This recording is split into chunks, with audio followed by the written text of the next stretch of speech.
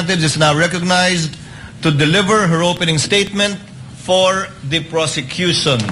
You may proceed, ma'am, and you have 15 minutes. Your Honor, before I proceed, the prosecution respectfully moves for the reading of the 4 articles of impeachment and the entry of the corresponding answer or plea for each article of impeachment, Your Honor. Your Honor, this is consistent to the Senate rules on impeachment, particularly Rule 7, Your Honor, the last paragraph of which mentions about failure to appear, failure of the lawyer to appear, and failure to file answer. There should be an entry of plea of not guilty.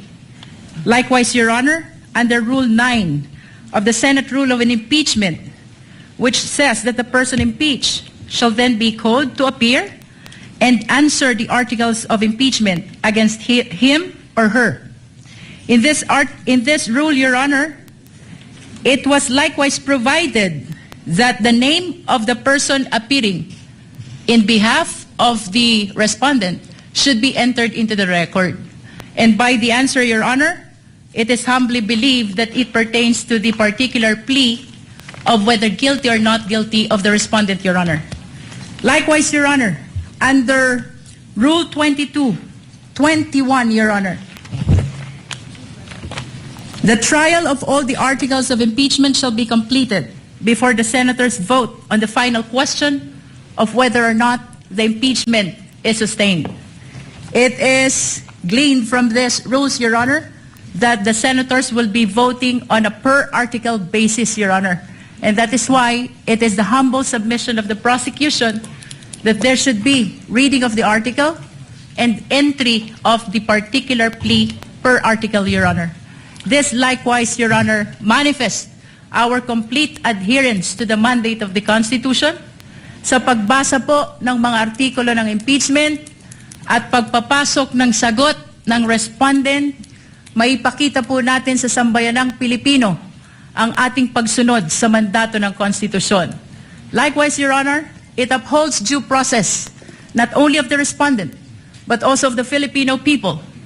Sa pagbasa po ng mga artikulo ng impeachment, she will be informed of the nature of the accusation against her bago pa po siya sumagot whether she is guilty or not guilty, Your Honor.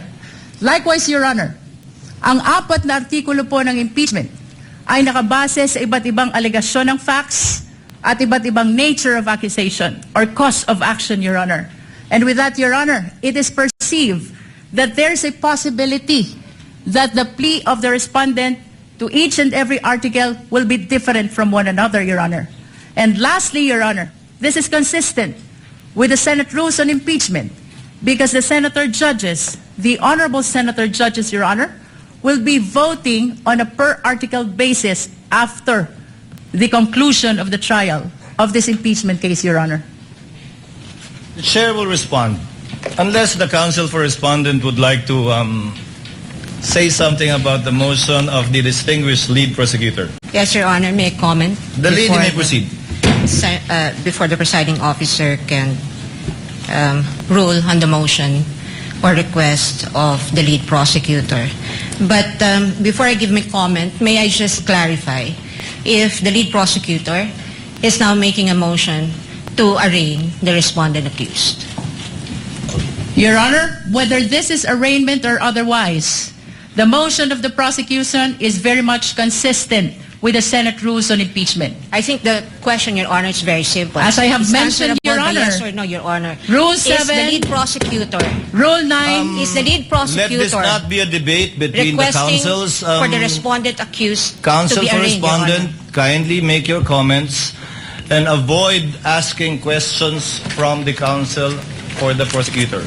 We will recognize the counsel for respondent for her comments on the motion and the manifestations made by the lead prosecutor for the House. You may proceed, ma'am. Thank you, Your Honor. I believe I have a standing question to the lead prosecutor, and I would like to ask her for the legal basis for requiring the respondent to be arraigned today. Because, Your Honor, I note that in her request earlier and manifestations given for the respondent to be arraigned today, she cited Rule 7, Rule 9, and Rule 21. However, in Rule 7, it very clearly states that if the person impeached after service shall fail to appear either in person or by counsel on the day so fixed, or appearing shall fail to file his answer to such articles of impeachment, the trial shall proceed nevertheless as upon a plea of not guilty. Well, this rule is clear. It does not talk about any arraignment. And if we take a look at this sentence, everything here has been satisfied. The respondent accused is here, has attended through counsel. She may not be in person, but the notice given to the defense is that she may appear through counsel. Second thing is that the respondent accused was also able to file her answer. And so Rule 7 does not support the request of the lead prosecutor that the respondent accused be arraigned today. Now, on the matter of Article 9, counsel also say that the person impeached shall then be called to appear and answer the articles of impeachment against him or her. And if he or she appears, or any person for him or her, the appearance shall be recorded, stating particularly if by himself or by agent or counsel, naming the person appearing in the capacity in which or he appears. If he or she does not appear, either personally or by agent or counsel, the same shall be recorded. And for all intents and purposes, respondent is present today through counsel. There is also nothing in Rule 9 that requires the reading of a 23-page articles of impeachment, which will be a waste of judicial time. Now, finally, under Rule 21, Your Honor, may I just correct the manifestation earlier by counsel, because it would seem to me, unless a reading of the transcript would say that I'm mistaken, but I seem to have heard the lead prosecutor claim that the voting on the articles of impeachment will be per article. Well, that's true, but the first sentence of Rule 21 says, the trial of all the articles of impeachment shall first be completed before the senators vote on the final question on whether or not the impeachment is sustained. Now, honestly, I do not see how Rule 21 is related to the motion now being requested or propounded by the lead prosecutor. And at any rate, Your Honor, given that the respondent is represented by her counsel today, and this is consistent, her appearance is consistent with the notice given and in accordance with the rules on rules of procedure of this court, then we can enter her plea on her behalf. The arguments of the parties are duly noted. Chair will now make its ruling. The articles of impeachment were deemed read and spread into the records when it was referred by the Senate to the Committee on Justice for the proper issuance of summons. And a plea of not guilty will only be entered in accordance with our rules in behalf of the Vice President if she does not file an answer. But in this case, she has filed an answer and in fact has appeared through counsel. Insofar as the reading of the articles of impeachment is concerned, it will be done at the final resolution of this case when it is put to a vote by the senator judges, where each article of impeachment will be read before a vote shall be taken thereon. For those reasons, the motion is denied, and the lead prosecutor, Representative Luistro, may proceed with her opening statement. Kindly be mindful of the clock, and before recognizing you, ma'am, may I remind the counsels for the parties to kindly address the chair with respect to anything and everything they want or wish to say before the court, and not to address each other. The lady may proceed. Representative Luistro, you are recognized, and you have 15 minutes for your opening remarks. We thank the court, Your Honor.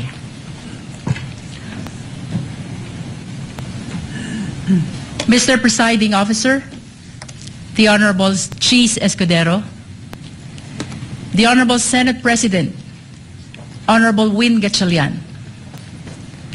Sa atin pong mga kagalang-galang na Senator Judges, mga minamahal na kababayan, sa loob ng bulwagan o sa labas man, mga nakatutok sa telebisyon, sa cellphone o sa radyo, saang sulok man ng mundo, kayo naroroon. Maraming Pilipino ang nagtatanong ngayon, bakit mahalaga ang paglilitis na ito? Ano ang kaugnayan nito sa buhay ng ordinaryong Pilipino? Lubos po naming nauunawaan ang mga tanong na yan. Sa katunayan, may isang driver na nagtatanong, paano sasapat ang kita sa pasada upang mapakain niya ang kanyang pamilya? May isang OFW na nagtatanong, hanggang kailan kailangan lumayo upang mapaaral niya ang kanyang mga anak?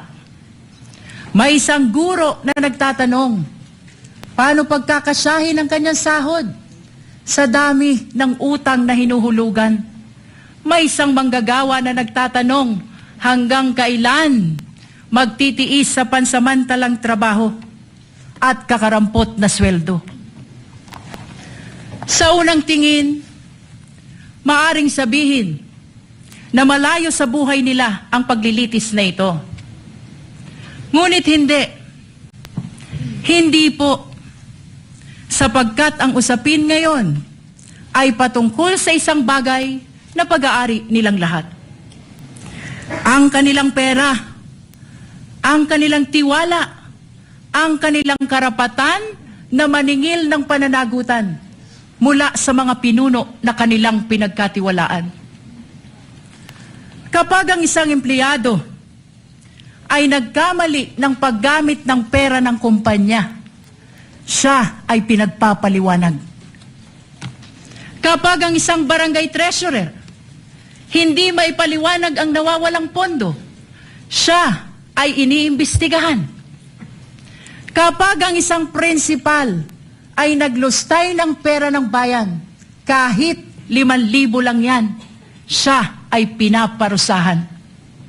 Natural lamang na magtanong ang sambayanan, kung ang ordinaryong Pilipino ay pinapanagot,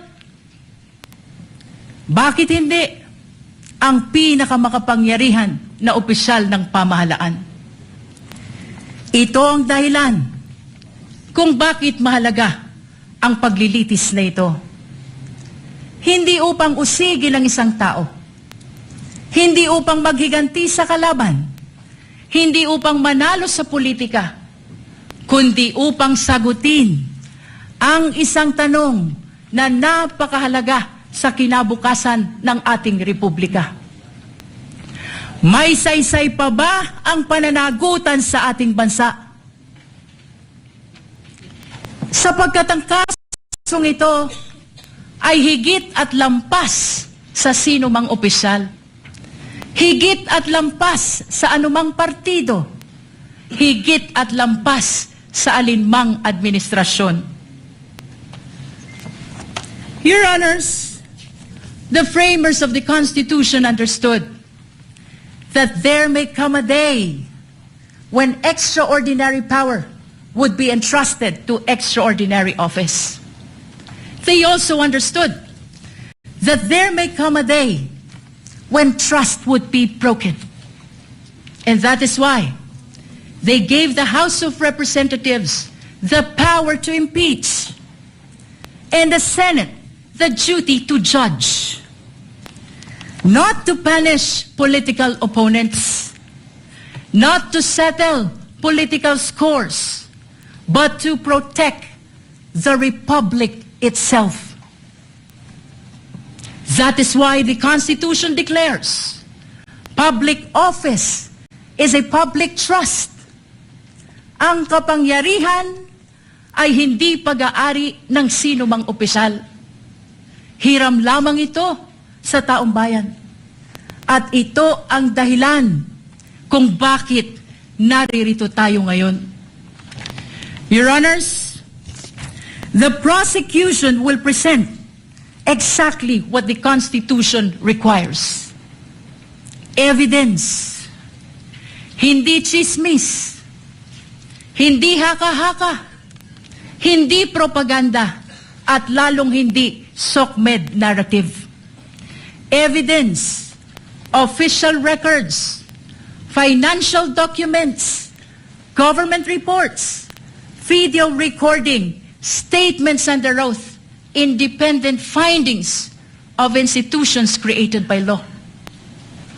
Mga dokumento na hindi bumoboto.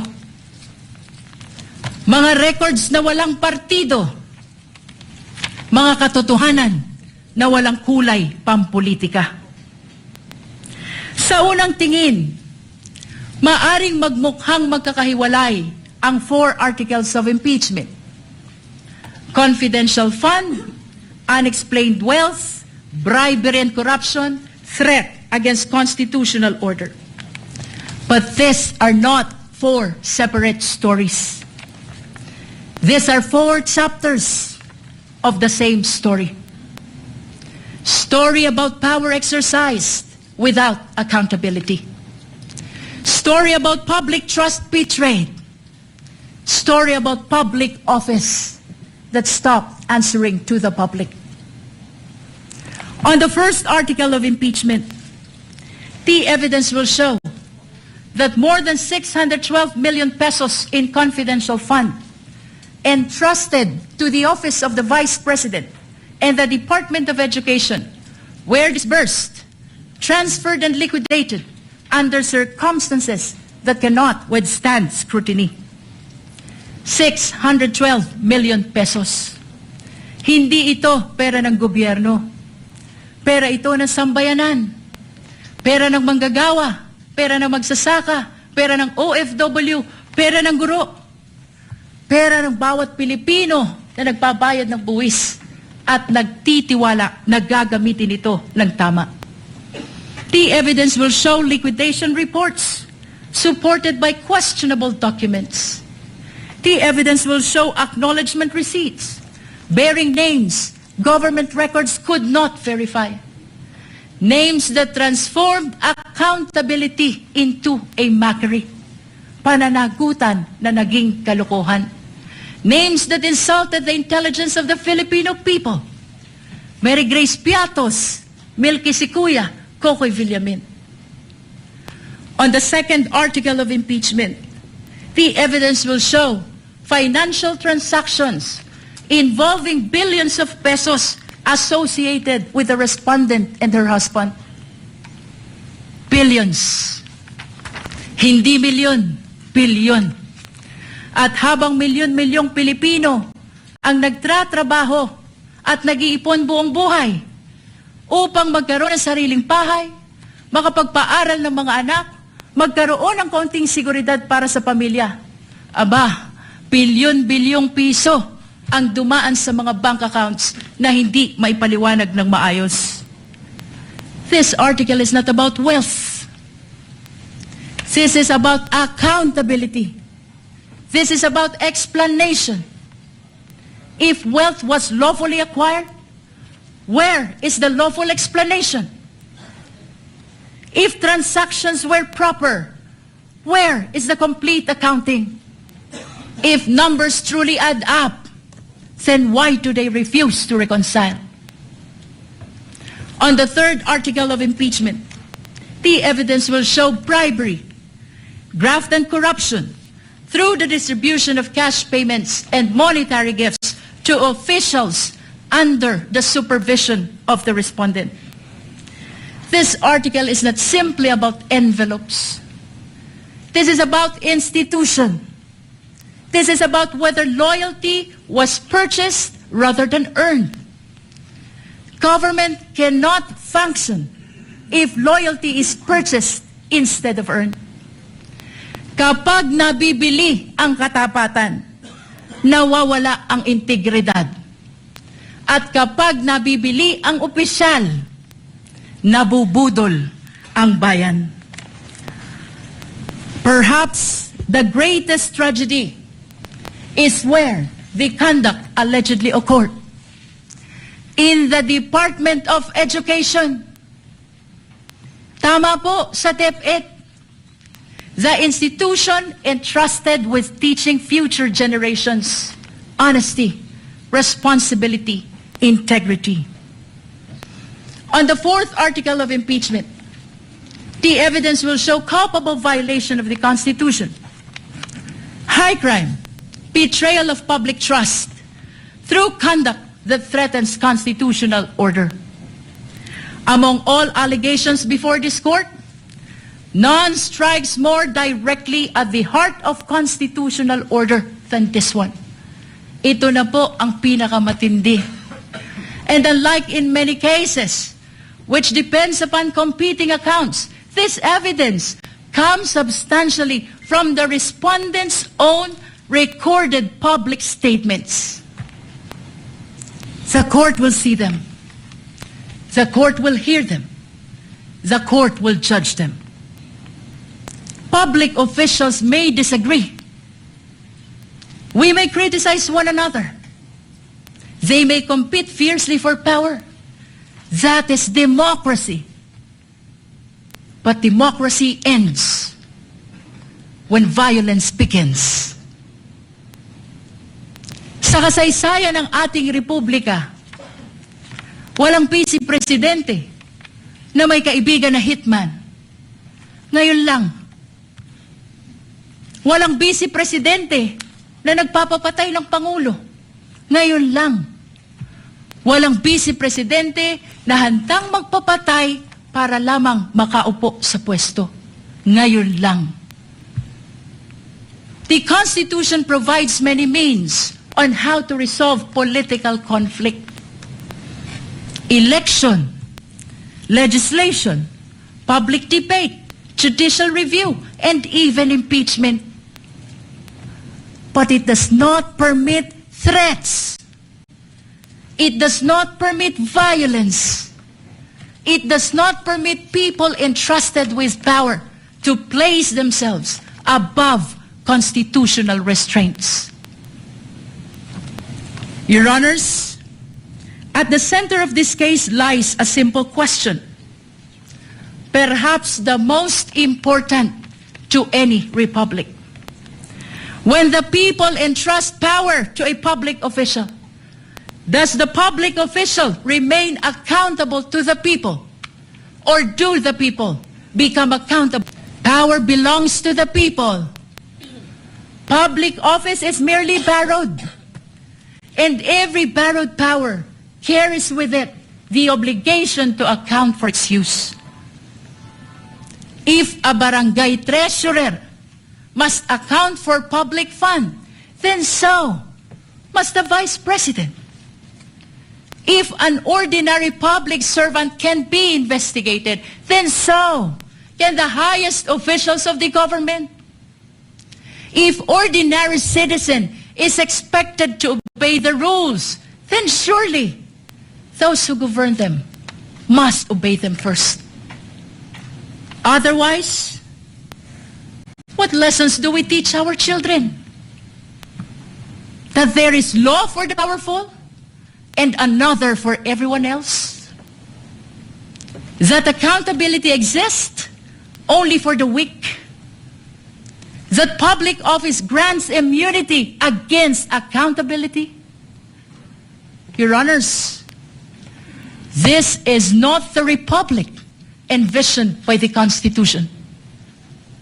This is not the republic deserved by the Filipino people. Therefore, the prosecution asks only this: look at the evidence. Listen to the witnesses.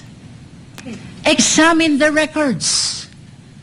Follow the evidence wherever it leads. Judge this case not by politics, not by popularity, not by fear, not by loyalty. Judge this case by the Constitution. Judge this case by the evidence. Years from now, future generations will not remember today's political alliances. They will not remember today's headlines. They will not remember today's slogans. What they will remember is when accountability was tested, the institutions of the Republic stood firm. They will remember only one thing: what this court did when the Constitution called. Future generations will not ask how powerful the respondent was. They will not ask how loud the political debate became. But they will ask one thing: when the Constitution called, did the Republic answer? Your Honors, this is that moment. This is the moment the Constitution anticipated. This is the moment when accountability must mean exactly what it says. This is the moment when public office must truly remain a public trust. This is the moment when the Republic must demonstrate that laws are applied equally to the powerful and the powerless alike. At matapos marinig ang mga saksi, matapos masuri ang mga dokumento, matapos matimbang lahat ng ebidensya, ang prosekusyon ay naniniwala at naninindigan. Isa lamang ang maliwanag na konklusyon: ang tiwalang ipinagkaloob ay nilabag. Ang kapangyarihang ipinahiram ay inabuso. At ang konstitusyon mismo ang humihingi ng pananagutan. Amid the clarity of the mandate of the Constitution, political noise continues. Political squabbles continues. Political division continues. Please, let me conclude. Salus populi est suprema lex. The welfare of the people is the supreme law. Thank you, Your Honor. The opening remarks of the prosecution.